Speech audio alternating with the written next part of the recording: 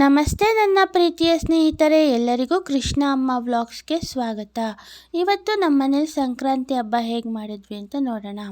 ನೋಡಿ, ಮೊದಲಿಗೆ ತುಳಸಿ ಪೂಜೆ ಮಾಡಿ ಬಾಗಿಲಿಗೆ ರಂಗೋಲಿ ಹಾಕಿ ಎಲ್ಲ ದೇವ್ರ ಫೋಟೋಗಳಿಗೂ ಹೂವನ್ನು ಏರಿಸಿ ಚೆನ್ನಾಗಿ ಪೂಜೆ ಮಾಡಿದ್ದೀವಿ.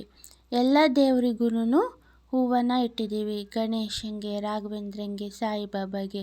ಹಾಗೆ ನಮ್ಮ ಮನೆ ದೇವ್ರನ್ನ ನೋಡೋಣ. ನೋಡಿ, ಎಳ್ಳು ಬೆಲ್ಲ ಇಕ್ಕಿ ಎಲ್ಲ ತುಂಬ ಚೆನ್ನಾಗಿ ಶಾಸ್ತ್ರೋಕ್ತವಾಗಿ ಮಂತ್ರಗಳನ್ನೆಲ್ಲ ಓದಿ ಪೂಜೆನ ಮಾಡಿದ್ದೀನಿ.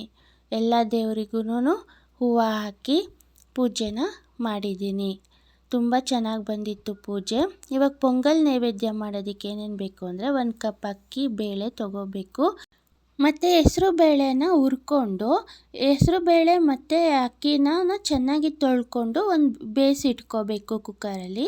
ಈ ಕಡೆ ಏನು ಮಾಡಬೇಕು ಅಂದರೆ, ಇವಾಗ 2 ಬೌಲು ಬೇಳೆ ಅಕ್ಕಿ ತೊಗೊಂಡಿದ್ದೀವಿ ಅಂತ ಅಂದರೆ 2 ಬೌಲ್ ಆಗೋಷ್ಟು ಬೆಲ್ಲನ ಕಾಯಿಸಿಟ್ಕೋಬೇಕು. ನೋಡಿ, ಇಲ್ಲಿ ಚೆನ್ನಾಗಿ ಇದು ಮೃದುವಾಗಿ ಒಂದು 4-5 ವಿಶಿಲ್ ಕೂಗಿಸಿದ್ದೀವಿ. ಚೆನ್ನಾಗಿ ಬೇದಿದೆ. ಇವಾಗ ಕರಗ್ತಾ ಇರೋ ಪಾಕಕ್ಕೆ, ಬೆಲ್ಲದ ಪಾಕಕ್ಕೆ ನಾವು ಇದನ್ನು ಅಕ್ಕಿ ಮತ್ತು ಹೆಸರು ಬೇಳೆನ ಬೇಯಿಸಿಟ್ಕೊಂಡಿದ್ವಲ್ಲ ಅದನ್ನು ಹಾಕಿ ಚೆನ್ನಾಗಿ ತಿರುಗಿಸ್ಕೊಂಬಿಟ್ರೆ ನಮ್ಮ ಪೊಂಗಲ್ ರೆಡಿ ಆಗುತ್ತೆ. ಆ ಬೆಲ್ಲ ಕಾಯಿಸ್ಬೇಕಾದ್ರೆ ನಾವು ಒಂದು ಸ್ವಲ್ಪ ನೀರು ಹಾಕ್ಕೊಂಡಿದ್ವಿ, ಜಾಸ್ತಿ ನೀರು ಹಾಕ್ಕೊಂಡಿರಲಿಲ್ಲ. ಈ ಥರ ಮಾಡೋದ್ರಿಂದ ಒಳ್ಳೆ ಲಾಡು ಥರ ಇರುತ್ತೆ ಪೊಂಗಲು. ಭಾಳ ಟೇಸ್ಟಾಗಿರುತ್ತೆ. ತುಂಬ ರುಚಿಯಾಗಿತ್ತು ಪೊಂಗಲ್ ಮಾತ್ರ. ತುಂಬ ಬಾಯಲ್ಲಿ ನೀರು ಉರಿಸ್ತಿತ್ತು. ಇವಾಗ ಸಂಕ್ರಾಂತಿ ಹಬ್ಬಕ್ಕೆ ಪೊಂಗಲ್ಲೇ ಅಲ್ವಾ ಮಾಡೋದು, ಹಾಗಾಗಿ ಪೊಂಗಲ್ ಭಾಳ ರುಚಿಯಾಗಿ ಬಂದಿತ್ತು. ಇದಕ್ಕೆ ಒಂದು ಒಗ್ಗರಣೆ ಕೊಟ್ಕೊಂಡ್ಬಿಡೋಣ. ಒಂದು ದೊಡ್ಡ ಚಮಚ ಆಗೋಷ್ಟು ತುಪ್ಪ ತೊಗೊಂಡು ದ್ರಾಕ್ಷಿ ಗೋಡಂಬಿನ ಹುರಿದು ಹಾಕಿದ್ರೆ ಪೊಂಗಲ್ಗೆ ಒಗ್ಗರಣೆ ರೆಡಿ ಆಗಿಬಿಡುತ್ತೆ.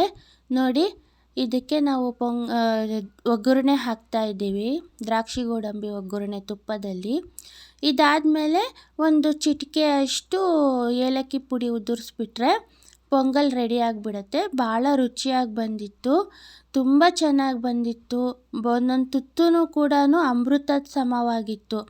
ಅಷ್ಟೇ, ಅಳತೆ ಏನಿಲ್ಲ. 2 ಕಪ್ಪು ನೀವು ಬೇಳೆ ಮತ್ತು ಅಕ್ಕಿ ತೊಗೊಂಡಿದ್ದೀರಾ ಅಂದರೆ ಬೆಲ್ಲನ 2 ಕಪ್ ತೊಗೋಬೇಕು. ನಿಮಗೆ ಬೇಕು ಅಂದರೆ ಇನ್ನೊಂದು ಅರ್ಧ ಹೆಚ್ಚಿಗೆ ಮಾಡ್ಕೋಬೇಕು, ಸಿಹಿ ಇಷ್ಟಪಡೋರು. ಇಲ್ಲ ಅಂದರೆ ಇಷ್ಟೇ ಪ್ರಮಾಣ ಚೆನ್ನಾಗಿ ಬರುತ್ತೆ. ಇವಾಗ ಏಲಕ್ಕಿ ಪುಡಿ ಹಾಕಿ ತಿರುಗಿಸಿದ್ರೆ ನಮ್ಮ ಪೊಂಗಲ್ಲು ರೆಡಿ ಆಗಿಬಿಟ್ಟಿರುತ್ತೆ. ತುಂಬ ಚೆನ್ನಾಗಿ ಬಂದಿತ್ತು. ನೀವು ಒಂದ್ಸತಿ ಮನೇಲಿ ಈ ಥರ ಮಾಡ್ಕೊಂಡು ತಿನ್ನಿ, ತುಂಬ ಚೆನ್ನಾಗಿ ಬಂದಿರುತ್ತೆ.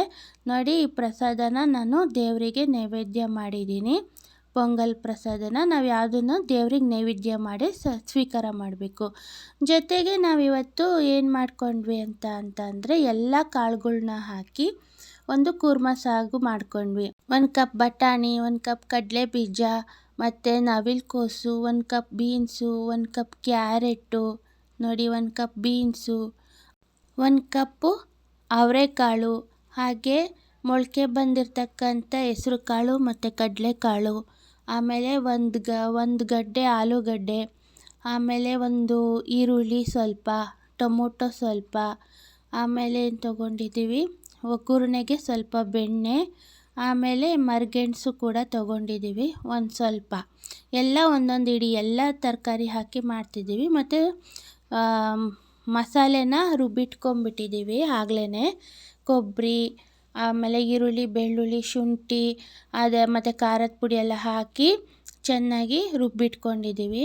ಇವಾಗ ಒಲೆ ಮೇಲೆ ಪಾತ್ರೆ ಇಟ್ಟು ಕುಕ್ಕರು, ಅದಕ್ಕೆ 1 ಚಮಚ ಬೆಣ್ಣೆ ಹಾಕಿ ಸಾಸಿವೆ, ಜೀರಿಗೆ, ಕಡಲೆಬೇಳೆ, ಉದ್ದಿನಬೇಳೆ ಇದನ್ನೆಲ್ಲ ಹಾಕಿ ಚಕ್ಕೆ ಲವಂಗ ಹಾಕಿ, ಆಮೇಲೆ ನೆಕ್ಸ್ಟು ಈರುಳ್ಳಿ ಮತ್ತು ಟೊಮೊಟೊನ ಹಾಕಿ ಫ್ರೈ ಮಾಡ್ಕೋಬೇಕು. ಈರುಳ್ಳಿ ಫ್ರೈ ಆದಮೇಲೆ ನಾವೇನು ಮಾಡಬೇಕು, ಟೊಮೊಟೊನ ಫ್ರೈ ಮಾಡ್ಕೊಬೇಕು. ಈ ರೀತಿ ಟೊಮೊಟೊ ಫ್ರೈ ಆದಮೇಲೆ ನೆಕ್ಸ್ಟು ಅದು ಟೊಮೊಟೊ ಬೇಯೋಕ್ಕೆ ಒಂದು ಸ್ವಲ್ಪ ಉಪ್ಪು ಹಾಕ್ಕೋಬೇಕು. ಉಪ್ಪು ಹಾಕ್ಕೊಂಡ್ಮೇಲೆ ಇಲ್ಲಿ ನೋಡಿ, ಇಲ್ಲಿ ಕಾಳುಗಳು ಎಷ್ಟು ಚೆನ್ನಾಗಿದ್ದಾವೆ ನೋಡಿ. ಇದನ್ನೆಲ್ಲ ತೊಳ್ಕೊಂಡು ಎಲ್ಲ ಥರ ತರಕಾರಿಗಳನ್ನ ಹಾಕಿ ಮಾಡ್ತಾಯಿರೋದು. ಇದನ್ನೆಲ್ಲ ಮತ್ತೆ ಅದು ಬೇಯೋಕ್ಕೆ ಹುರ್ಕೊಳಕ್ಕೆ ಹಾಕ್ಕೋಬೇಕು ಎಲ್ಲ ತರಕಾರಿಗಳ್ನು. ಇವಾಗ ಕಡಲೆಕಾಳು ಬೇಯಿಸಿ ಮತ್ತು ಅವರೆಕಾಯಿ ಬೇಯಿಸಿ ಆ ಥರ ಹೇಳ್ತಾರಲ್ವ, ಅದಕ್ಕೆ ಎಲ್ಲ ಸೇರಿಸಿ ಒಂದು ಕೂಟು ಥರ ಮಾಡ್ಕೊಂಡ್ಬಿಟ್ರೆ ನಮಗೆ ಸಪ್ರೇಟು ಬೇಯಿಸೋ ಅವಶ್ಯಕತೆ ಇರೋದಿಲ್ಲ. ಇವಾಗ ಎಲ್ಲರ ಮನೆಯಲ್ಲೂ ಒಂದೇ ಥರ ಇರೋದಿಲ್ಲ ಅಲ್ವಾ. ಇವಾಗ ಕಡಲೆಕಾಯಿ ಬೇಯಿಸಿದ್ರೆ ತಿನ್ನಲ್ಲ, ಗೆಣಸು ಬೇಯಿಸಿದ್ರೆ ತಿನ್ನಲ್ಲ, ಅಥವಾ ಅವರೆಕಾಯಿನ ಹಾಗೇನೇ ಬೇಯಿಸ್ಕೊಟ್ರೆ ಕೆಲವ್ರ ಮನೆಯಲ್ಲೆಲ್ಲ ತಿನ್ನಲ್ಲ. ಅವಾಗ ಏನು ಮಾಡ್ಬೋದು, ಇದೆಲ್ಲನೂ ಮಿಶ್ರಣ ಮಾಡಿ ನಾವು ಈ ಥರ ಕೂಟು ಮಾಡಿ ಕೊಟ್ಟರೆ ಎಲ್ಲನೂ ತಿಂದಂಗಾಗತ್ತೆ ಹಬ್ಬಕ್ಕೆ. ಎಲ್ಲ ಸಂಕ್ರಾಂತಿ ಹಬ್ಬದಲ್ಲಿ ಎಲ್ಲ ಫ್ರೆಶ್ ತರಕಾರಿಗಳು ಬಂದಿರುತ್ತಲ್ವ, ಈ ಥರ ಎಲ್ಲ ಒಂದೊಂದು ಹಾಕಿ ಎಲ್ಲನೂ ಸೇರಿಸಿ ತರಕಾರಿನ ಕೂಟು ಮಾಡೋದ್ರಿಂದ ಆರೋಗ್ಯ ವೃದ್ಧಿ ಆಗುತ್ತೆ. ನೋಡಿ ರೆಡಿಯಾಗಿದೆ, ಮಸಾಲೆ ಹಾಕಿದ್ದೀವಿ. ಮಸಾಲೆ ಹಾಕಿ ತಿರುಗಿಸಿ ಈ ಸಮಯದಲ್ಲಿ ರುಚಿಗೆ ತಕ್ಕಷ್ಟು ಉಪ್ಪನ್ನ ಎಲ್ಲ ಸರಿಯಾಗಿದೆಯಾ ಅಂತ ಚೆಕ್ ಮಾಡಿಕೊಂಡು ಕೊತ್ತಂಬರಿ ಸೊಪ್ಪು ಉದುರಿಸಿ ಒಂದು 4-5 ವಿಷಲ್ ಕೂಗಿಸಿದ್ರೆ ಈ ಕೂಟು ರೆಡಿ ಆಗಿಬಿಡತ್ತೆ. ತುಂಬ ಟೇಸ್ಟಿಯಾಗಿ ಬರುತ್ತೆ ತರಕಾರಿ ಕೂಟು. ಇವಾಗ ನಾವು ಇದಕ್ಕೆ ಕಾಂಬಿನೇಷನ್ ಆಗಿ ನೋಡಿ ಪೂರಿ ಮಾಡ್ಕೊತಾ ಇದ್ದೀವಿ. ಪೂರಿ ತುಂಬ ಚೆನ್ನಾಗಿ ಬಂದಿತ್ತು. ನಾವು ಯಾವಾಗಲೂ ಪೂರಿನ ಗೋಧಿ ಹಿಟ್ಟಲ್ಲಿ ಮಾಡ್ತೀವಿ, ಮೈದಾ ಹಿಟ್ಟಲ್ಲಿ ಮಾಡಲ್ಲ. ಏಕೆ ಅಂತ ಅಂದರೆ ಹೆಲ್ತಿಯಾಗಿರಬೇಕು ಅಂತ. ಇವಾಗ ನೋಡಿ ರೆಡಿಯಾಗಿದೆ ನಮ್ಮ ಕೂಟು. ತುಂಬ ರುಚಿಯಾಗಿ ಬಂದಿತ್ತು, ಭಾಳ ಟೇಸ್ಟಿಯಾಗಿತ್ತು. ಆಮೇಲೆ ನೋಡಿ ಇದು ಪೂರಿ ಜೊತೆಗೆ ಈ ರೀತಿ ಸರ್ವ್ ಮಾಡಿಕೊಂಡು ತಿಂದ್ವಿ. ಈ ರೀತಿ ಇತ್ತು ನಮ್ಮನೆ ಸಂಕ್ರಾಂತಿ ಈ ಸತಿ. ತುಂಬ ಚೆನ್ನಾಗಿತ್ತು, ಪೂಜೆ ಎಲ್ಲ ತುಂಬ ಚೆನ್ನಾಗಾಗಿತ್ತು. ಎಲ್ಲರಿಗೂ ಸಂಕ್ರಾಂತಿ ಹಬ್ಬದಿಂದ ತುಂಬ ಒಳ್ಳೆಯದಾಗಲಿ ಅಂತ ಕೇಳ್ಕೊತೀನಿ.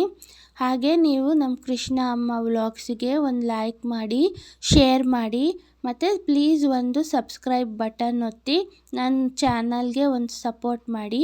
ಥ್ಯಾಂಕ್ ಯು, ಧನ್ಯವಾದಗಳು.